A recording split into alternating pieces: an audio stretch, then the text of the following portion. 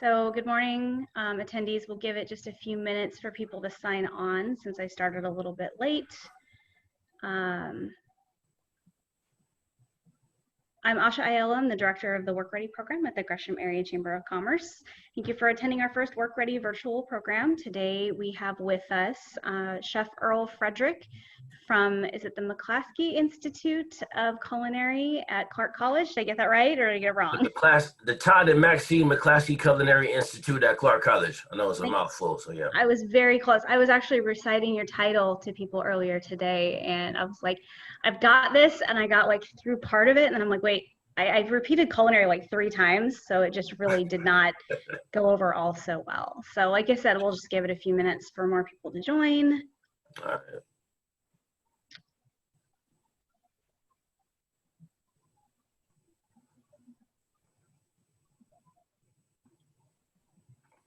I probably should have been more creative with my background. I'm in my living room, but we're all working from home. I'm sure everybody understands.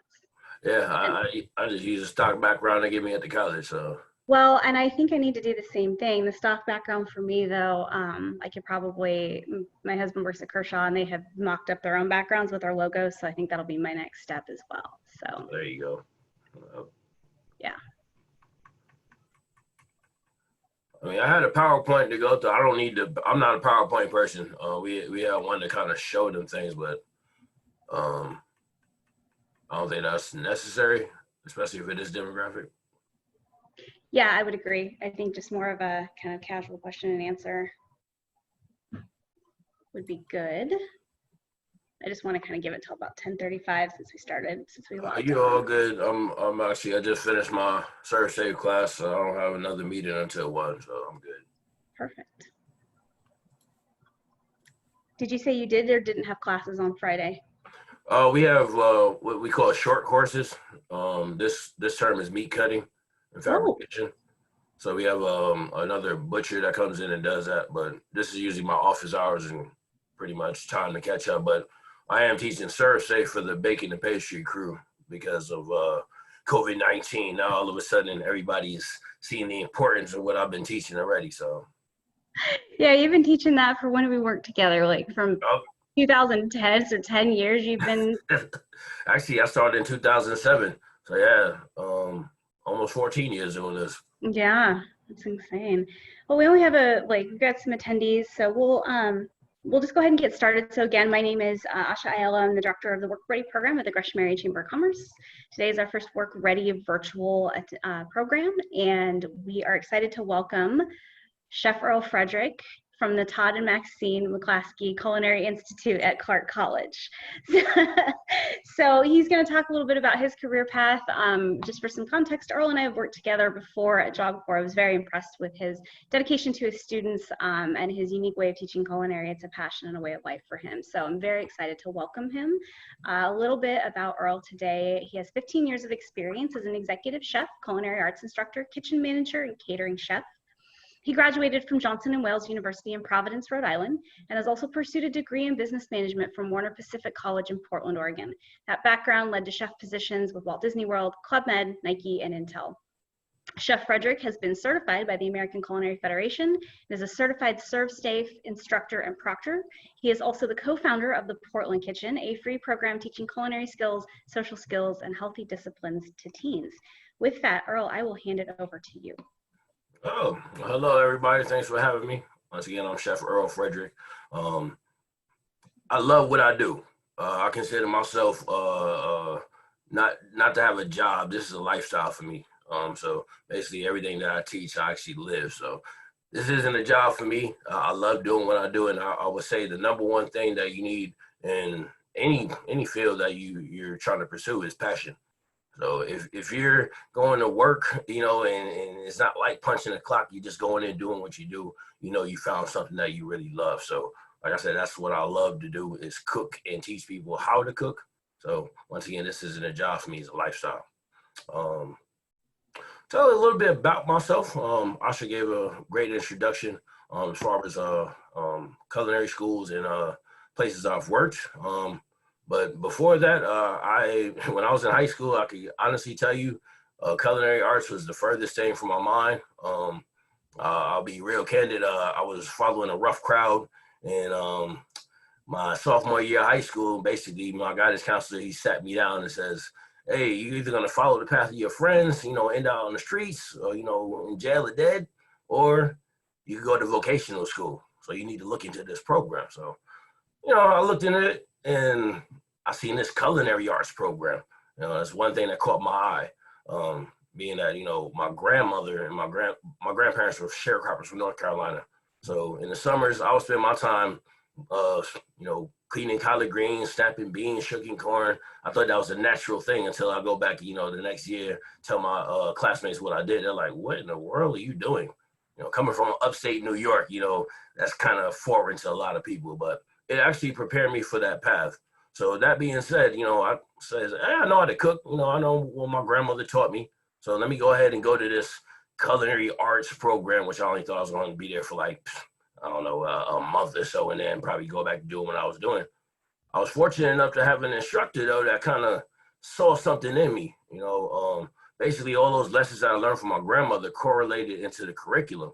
So basically, when they're going to classic French, we're making, let's say, a bechamel or a velouté, right? I'm looking at it, I'm like, "Oh yeah, that's a gravy. Yeah, my grandmother makes that in a cast iron skillet." It's just called a different thing. So I started connecting the dots at an early age, and once I, started getting into that field where I'm like, wow, I can actually do this and I can make money, it just, it set me on that path. And had it not been for, Chef Young pushing me, encouraging me, I wouldn't have got that scholarship to Johnson and Wales University. I wouldn't have been in the position that I'm currently at. So one thing I want to say is mentorship. That's very important. So whoever is your mentor, or if you don't have a mentor, right, reach out to somebody. There's always going to be somebody willing to teach you. It's very important to have that support system. But yeah, if it wasn't for that, I wouldn't be in the position I am now. Like I said, I love doing what I do, and knowing that potential that I had in high school was realized, set me up to where I'm at now. Tell you a little bit about Walt Disney World. That's where I based my culinary arts career on. I started there when I was 19 years old. So basically, fresh out of the pan into the fire. I'm working with industry professionals, grown men, grown women at that time, and it was just sink or swim. So, I mean, I'm not gonna tell you it was easy. It was very hard. It was nights I went home, like, I don't know if this is gonna be the profession for me, but it's just one of them things you gotta keep at it. And I had, once again, a great support system. That's one thing I learned from Disney. Food is secondary. It's about community. It's about who you work with. It's about having that good support system, and then everything else will come later on. You'll be successful as long as you have the right people around you to guide you. But yeah, very fun place to work. It is the most magical place in the world. Yes, it is, but it is intense, and it's very strict when it comes to food safety standards. So once again, it's kind of why it molded me into the path that I'm currently in now. Yeah, like I said, I love what I do. I've been at Walt Disney World. I've been at Nike. I've been at Intel. I work for Job Corps. That was really the basis of my teaching career. And it really prepared me for what I'm doing right now. I just look back at some of the times I had at Job Corps, and it correlates to exactly what I'm doing right here at Clark College. I guess I'll tell you a little bit about Clark College. We got a 20,000 square foot facility. Like Asha had said earlier, I am a certified ServSafe instructor and proctor. If you don't know what that is through the National Restaurant Association. Is a certified program. All 50 states recognize this. The certification is good for 5 years. So if anybody's taking the food handlers exam, is probably about 100 times more intense than that right there. So, yeah. Yeah, no problem. I just thought I was pulling up the questions that I sent. So, you've talked a little bit about what motivates you about the culinary field. What options are there to get started? So you were lucky enough to get into the program that you mentioned before on culinary when you were in high school, and then with Johnson and Wales. But what about a student here in the Gresham East County area? What do you think their options are to get started? What would you recommend? Well, you have a lot of good high school programs. I do believe Centennial has a good one. Barlow has one. Um, Over the river here in Vancouver, we have the Skills Center. So any kind of like vocational training you can get on top of the your standard schooling, that's going to really help. Even if it's an outside entity.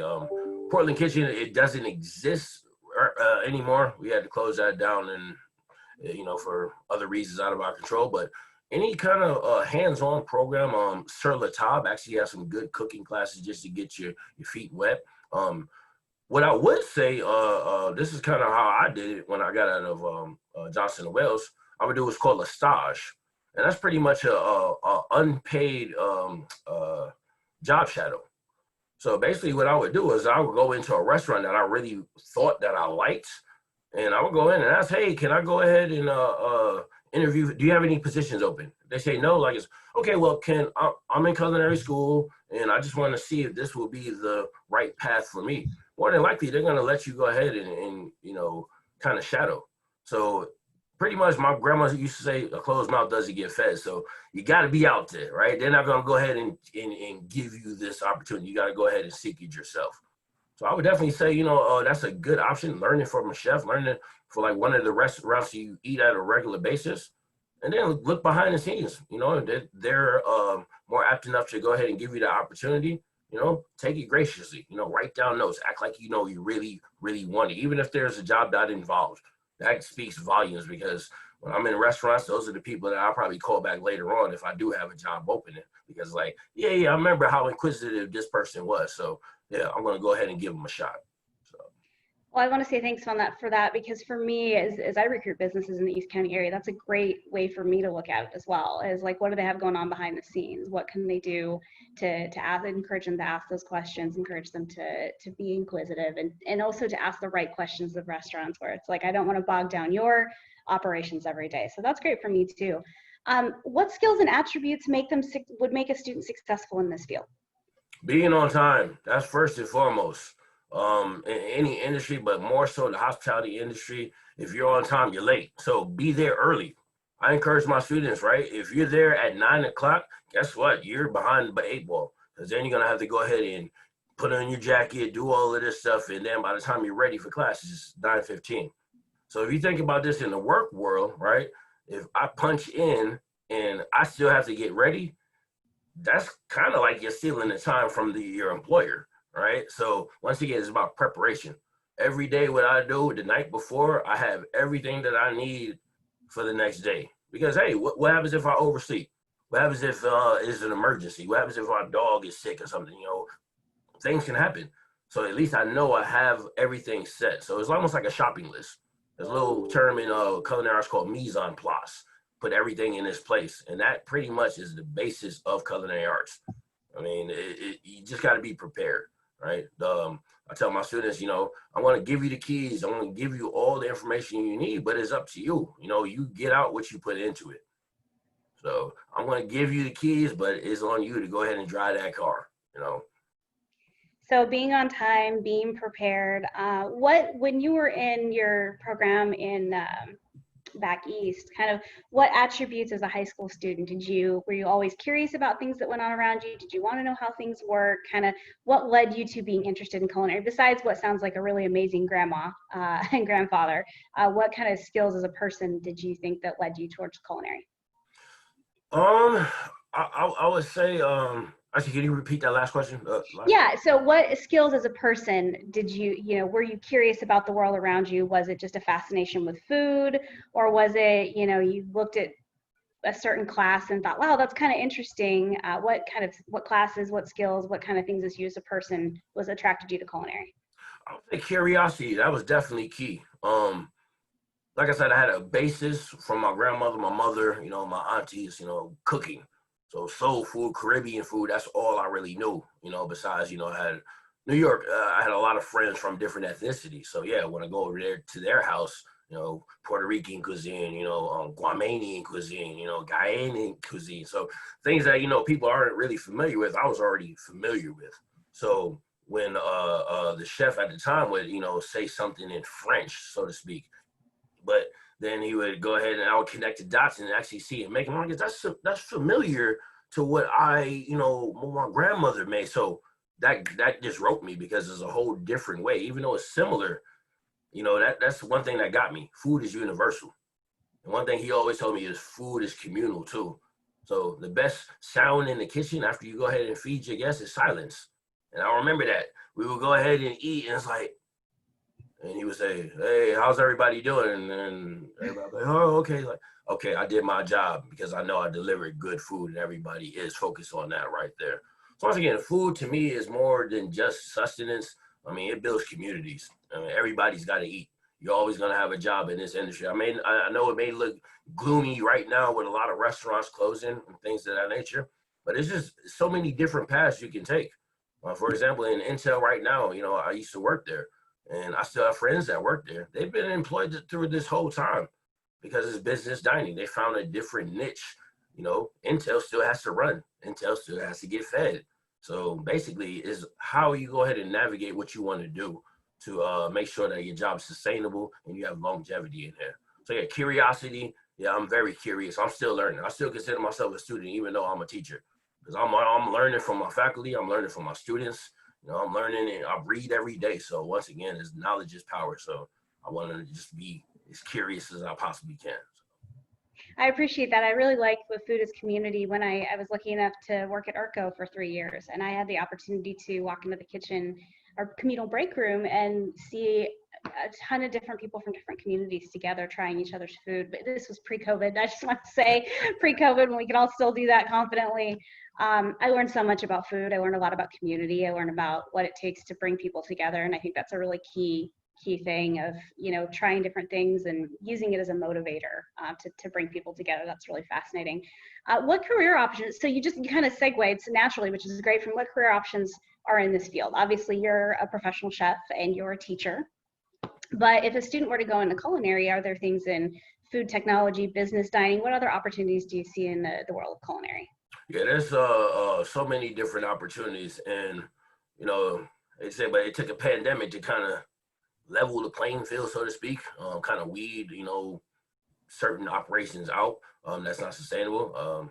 I come from the fine dining background when I worked at Disney World, right? And that's very tough to sustain right now. I mean, I read an article this morning, Vitaly Paley's closing down, Imperial. So, this is a top chef, been on, Iron Chef America, has all these accolades, Jane Beard Award. But once again, if you don't have a sustainable model, then it's not going to be a career path. So basically what I tell my students is look for a place that's going to be sustainable. Like you mentioned, business dining, right? When I worked for Intel and worked for Nike, that was a whole different world for me. I mean, basically when I work at Nike, I'm like, oh, wow, I get to work for Nike? Oh, this is great. Even though you're a contractor, the thing is I was looking at the benefits more than I was looking at the pay. Right, so I had my 401k, I had health, I had vision, dental. So I know a lot of high school kids or younger age kids will not think about that. But you got to look at it. It's not just a dollar amount; it's the benefit package that you have involved in there. So once again, these corporations, even though it may not be like fine dining, you're still going to be able to go ahead and learn culinary arts. But you're also going to have a cushion. If you get sick, you're going to have that insurance. So those jobs that actually offer those intangibles, that's kind of where I always try to steer students in that direction. Senior living facilities, I've worked in those as well, right? It's just one of them things that right now, I mean, there's so many, I'm over here in Vancouver, there's so many that's building up. Currently I have about 6 students working right now at the quarry. So once again, it's a 24/7 operation. They're able to work, just weekends and weekdays and weekends off. So once again, it's about quality of life rather than just, doing what I did, 20, 30 years ago and turn and burn in the kitchen and work 80-hour weeks. That's not sustainable. That will burn you out to the point where you don't even like this. Also, this profession is not like you see on Hell's Kitchen, right? That's TV. Food Network paints a good picture, but that's really not reality, right? You're not going to be top chef right off the bat. So once again, there's the realities of this industry, but there's plenty of different avenues. Food stylist. One of my colleagues from Johnson & Wales, she works as a food stylist for Food Network. So basically, when they say we'll be back, And then they have this plate of nicely prepared food that they went ahead and did. They didn't do that. The chef didn't do that. It's the people in the back that's styling that food. So that's another career path, right? Molecular gastronomy. That's something that is taking off right now. You got a place, the Modernist Cuisine, right up there in Seattle. So the Pacific Northwest, I mean, you got so many different options. Butchers, right now, supermarkets, that's essential workers, right? Well, butchers, if you're a journeyman butcher, you can start at about $30 an hour if you know what you're doing. And you're union. So once again, you have longevity in jobs. So that's kind of where I'm focusing. COVID made us pivot a lot, but it didn't make me pivot so much that it's not anything that I haven't been talking about already. So absolutely. I'm so incredibly grateful for our butcher, because we butchered. I've done some butchering, and oh my goodness, I have a whole level of respect for the art that comes along with that, and really what it is. And I'm more than grateful. So, and I think that that's great. That's something I learned today, which is I didn't know you could have a journeyman. I didn't know that they had those same levels that you do in other industries, and that's fascinating. But the stylist, I think people forget a lot about food stylists, like Carl's Jr.'s burgers. Yep. To use a very generic example, don't fall onto the plate looking that good on TV. There's actually someone behind, and it's great that you're encouraging your students to look at outside of the box areas. And you would have to know food, right? Like going through culinary school, you have to know food to know how it's supposed to look and taste and all of those other things. That's really exciting. So I believe, did you have a video you wanted to share with us? Yeah, let me see if I can even pull that up, and if you could get me to share the screen. You should be able to share your screen, and make sure when you do that it says that you share your audio as well. Okay. All right, let's see.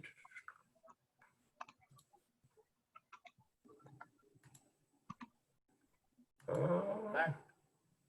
What you all been waiting for. Yeah, nice. So hold on one second. I'm trying to get there. That's okay. It's Zoom. We're all making it work. It says host disabled participant screen sharing. Oh boy. Hold on.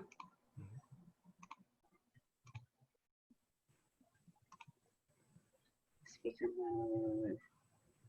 Exit. You know, you'd think that this would have been worked out ahead of time, but I swear to you, That happens to be. should allow you to share your screen.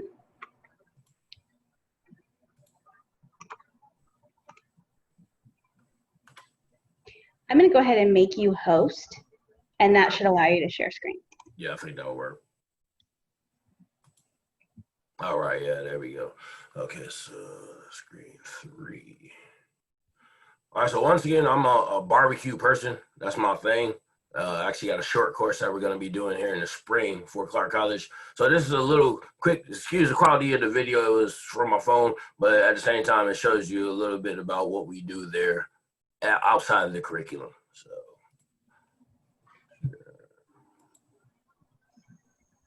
You see it? Welcome back. Good to go. Here's what you all been waiting for. Got a nice smoke, nice bark on here, nice rested rack of ribs. So I want to show you something, right? Now, granted, I want to tell you something about the coals. So if you have an extra amount of coals, please do not put water into your barbecue grill. What you're going to do is going to create almost like a cement. It's going to be really nasty on your grill. Don't do that. Make sure that you either let it cool down completely overnight with a lid on there so the embers don't come out, or do what I do. I have a stainless steel garbage can that I just use for coals. Or what you can do is sift it out and put it into a big metal container with water in it. Gotta make sure they're out. Don't put water in your grill. This isn't a campfire, right? That being said, to cut these now, which is everybody I know is waiting for, well, one thing I always suggest with beginners, right? Flip it over. So you can flip it over and you can see exactly where the bones are coming out. Another way you know these are done, you see how the bones are kind of protruding out, right? That's bark, that's not burnt, right? So you see how they're almost coming out, right? I'm gonna do that same test again. Bend test. Now you see that right there. That is what you're talking about, a perfectly cooked rack of ribs right there, right? So last thing we're gonna do is cut into it. So you can see, I'm gonna give it a good bite. We're just gonna go ahead and cut right now. So we're gonna get one bone, and because I am the chef, I'm taking the piece I think is the best. So again, just with your fresh knife, I'm going to show you this right here. Juice still in there, right? So once again, you see nice little smoke ring right there. Pretty proper rib, right? Now,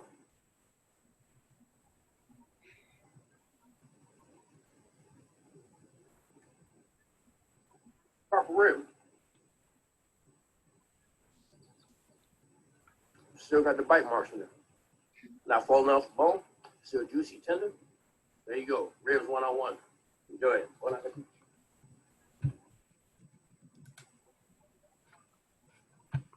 Okay, you're killing me because I've had your food and that I remember how good of a chef you are. So that is just torture for me right now, especially as it gets closer and closer to lunch.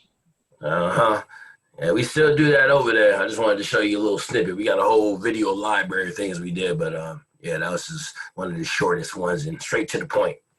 Talk a little bit, you just mentioned about what you do outside the classroom. So was that just, do you get to come up and do your own kind of lesson plans with various things? So it's, you might have your curriculum, but then you get to do barbecuing, like you said, ServSafe, and then you said you were doing something for baking and culinary as well.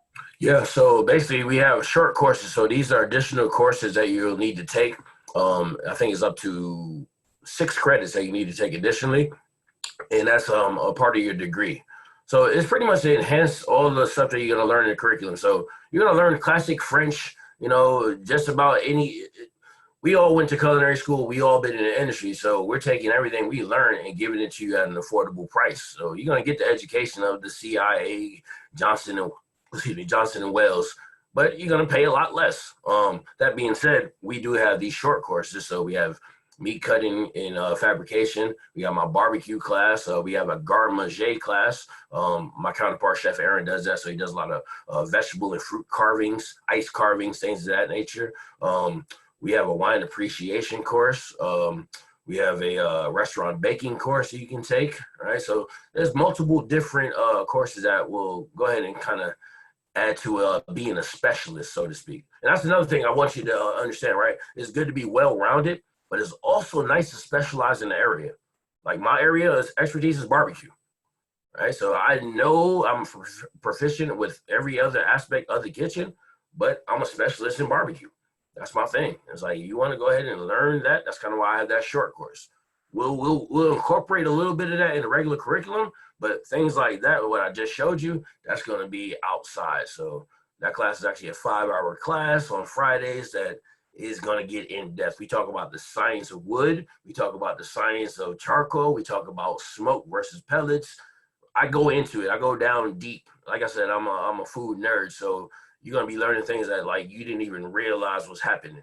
Right. So I want you to know the why. I don't want to just think about a chef and a cook, right? A cook knows what to do, right? But a chef knows why, right? So once again, you want to know that why. You don't want to just be a robot. So that's fantastic. There's lessons you taught me even hanging around the kitchen back at Job Corps where I still will use different oils or I use different heats and stuff. And so I just want you to know, as somebody who's not a chef, I've definitely learned from you and still use those things. One thing I did, you and I had touched on it previously when we were chatting about setting this up, was talk a little bit about Clark College. You don't have to show the video, but a little bit about Clark, because I believe Oregon Culinary shut down. So it's my understanding that Clark is really the only culinary educator in town at this point that has the level of dedication and experience, but then also affordable. You've talked a little bit about that with me as well, that it's a way for students to access education. It's a local community college, but it's got really strong programming. Yeah, absolutely. And you're right. Let's give you background. I actually went through the baking and pastry program at OCI. So I actually know all of those instructors, and I've known them even before I took that program. I went there because their expertise. But yeah, you're right. There's only one other culinary school, and that's not even a comparison. They're right down the road from us. I'm not going to mention their name. I'm not going to give them a free plug. But Yeah, they don't even offer a accredited degree. We offer an accredited degree. So that's an accredited degree throughout Washington State. Pretty much that means if you get this associate's, you won't be high and dry like OCI. OCI wasn't accredited. So basically you have a bunch of students that, and I've heard the stories, you know, they're one semester away from graduation and they need their externship, but now they're holding, you know, a $40,000 piece of paper that doesn't mean anything. So our 2-year degree is about $14,000 compared to 40. So once again, it's just one of the things. Value, don't think it's cheap education. No, it's affordable because it's a community college. And I guarantee you in the next couple of years, this is where that education shift is going to be going. The career technical programs, the trades, so to speak, you know, that you'll understand that the unionized work that we have in there is going to really pay dividends right there. So yeah, we got a great program at Clark. I could share a screen. I do have some pictures of the kitchen so you can see. That would be great. Yeah, we have about a 20,000 square foot facility. See if I could share the screen here.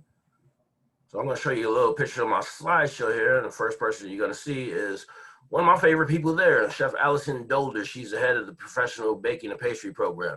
So these right here, croissants that they make, these are 100% from scratch.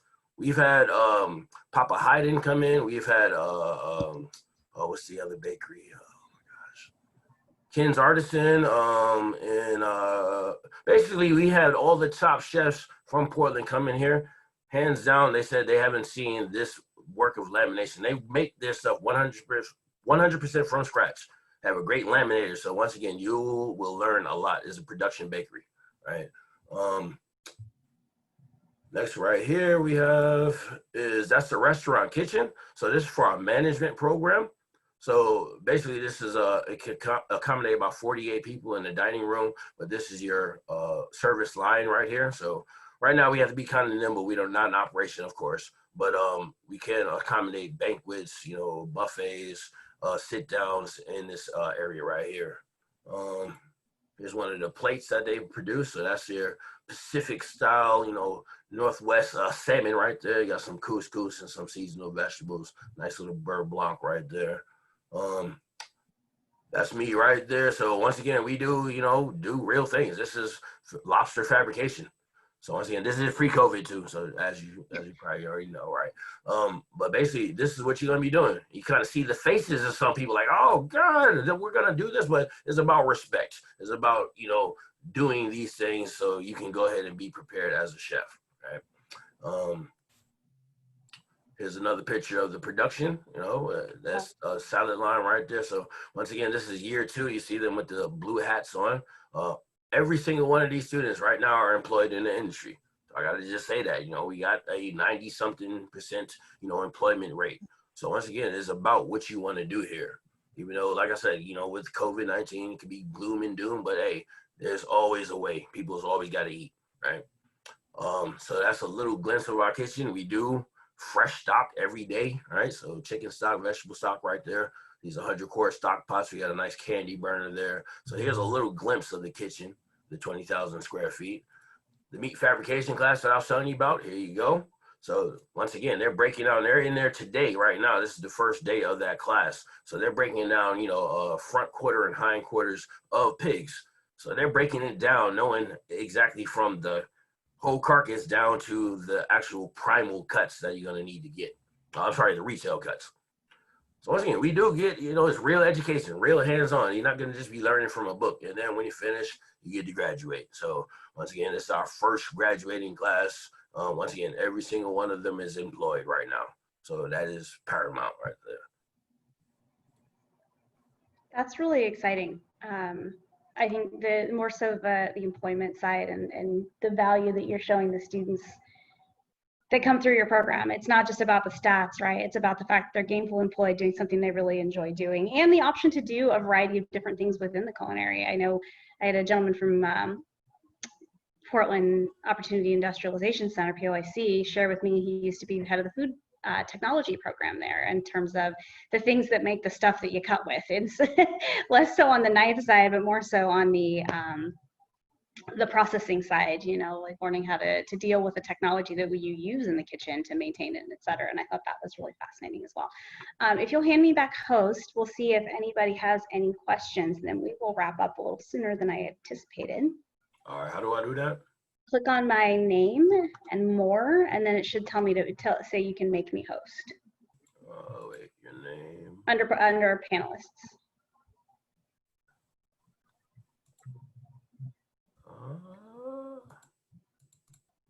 Oh, wait, I think I see panelists and hosts. There we go.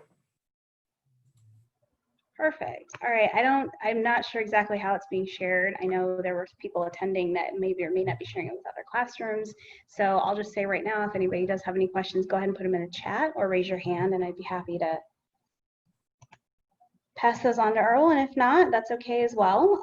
Again, this is the first one. We'll figure out the logistics as we go. Oh, one thing if I could mention too, we do have that, what is it called? Border County. So basically the in-state tuition price is available all the way up to Clackamas County. So Multnomah County. Yep. And Clackamas. Well, that's fascinating. Yeah, I just learned that yesterday as far as Clackamas. I wasn't aware of that. Wow, that's incredible. Yep. Yeah, obviously, you know, being in East County, we've got Mount Hood and they have great programs, but I'm grateful for you hopping on today to share Clark's, because I know you have a lot of pride in it. I know you guys do a lot of great things, and I want to make sure I show options for students that are interested in the culinary program, especially with an instructor such as yourself. I'm not seeing any questions, and that's totally fine. It may come along afterwards, so I may reach out to you. But with that, I'm going to go ahead and say thanks to everybody that attended. Anybody that's watching, we're really grateful for Chef Frederick and his time. We'll do another one of these. I believe we have another one scheduled in 2 weeks on the calendar, maybe with a little bit different bent. I heard rumor of a gumbo demonstration, so we'll see how that goes. Thank you from all the attendees. Thank you from me, and I look forward to seeing you in a couple of weeks. Thanks for having me. Everybody have a good weekend. All right, bye.